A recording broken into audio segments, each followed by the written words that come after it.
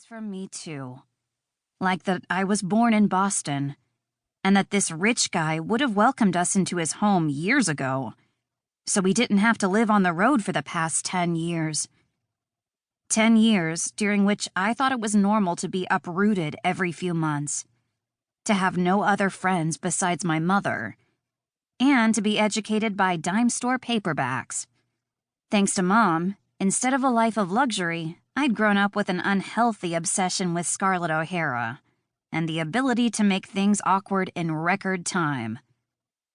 Now that I had more, I didn't know what to do with it. I wanted a normal life so badly my whole body ached. But at the same time, I didn't trust this taste of ordinary. It couldn't last. Nothing lasted. Finally, I fell asleep. In the morning, I watched Mom carefully as I dressed, waiting for her to confront me about my lie. But she just stumbled downstairs in her robe, bleary-eyed before coffee. In the kitchen, everyone was rushing around as usual. I'd been so busy worrying about Mom that I'd forgotten to worry about Xander. He stood at the counter, a cup of coffee in one hand, wearing his usual leather jacket and a pair of dark jeans. His hair fell in thick, dark waves, and his ocean blue eyes locked onto mine the moment I stepped into the room.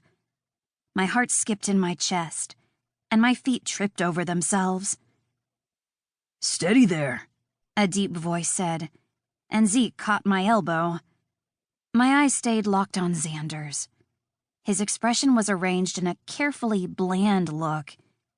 I squirmed under his gaze, sure he could see the confusion and hurt and hope mixing on my face. Of course, I couldn't read him at all. I didn't know what I'd expected. He was still Xander. One kiss wasn't going to change that. I dragged my eyes from his, turning my attention to the melee of activity in the kitchen. The amount of energy in the morning still made my head spin. Peyton chattered about some football game while she buttered toast. Neil handed out coffee. Zeke asked if I was okay, drawing me to the table to sit next to my mom. Finn rooted through the fridge.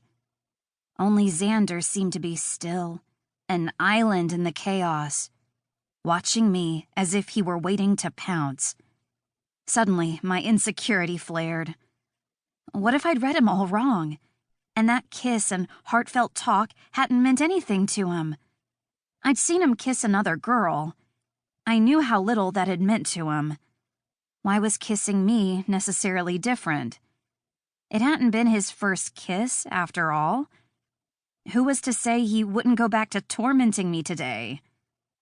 The thought made me want to flee, to get in Mom's car and run, just like Xander said I always did. But I wouldn't give him the satisfaction of being right. Instead, I clutched the table as if it could hold me in place, anchor me to the spot so my feet couldn't take me far away from this boy who looked at me with that flat gaze that stiffened my spine with tension and fear of his judgment. My heart lurched as he pushed away from the counter and crossed the kitchen, heading for the door. I hadn't even gotten a hello. At the last second, as he was about to pass my chair, he paused. "Want a ride?" he asked quietly.